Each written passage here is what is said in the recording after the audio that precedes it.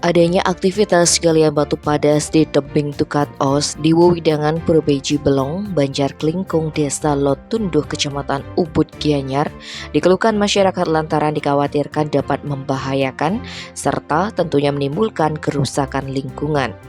Pengerukan tebing itu kembali marak diduga sejalan dengan pulihnya perekonomian pasca pandemi COVID-19.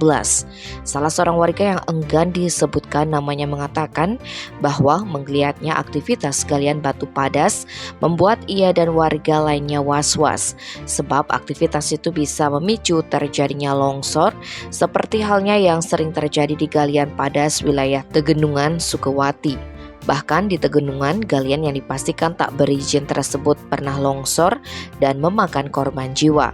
Tak hanya itu saja, suara bising dari alat pengerukan tebing juga membuat warga serta wisatawan tidak nyaman. Menurutnya aktivitas itu sudah berlangsung sejak lama dan tidak berizin.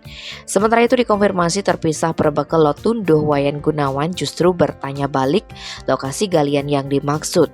Sementara terpisah Kasat Pol PP Gianyar Imadewate mengatakan jika pihaknya akan mengecek dan berkoordinasi dengan Perbakel setempat. Tim Bali Express melaporkan.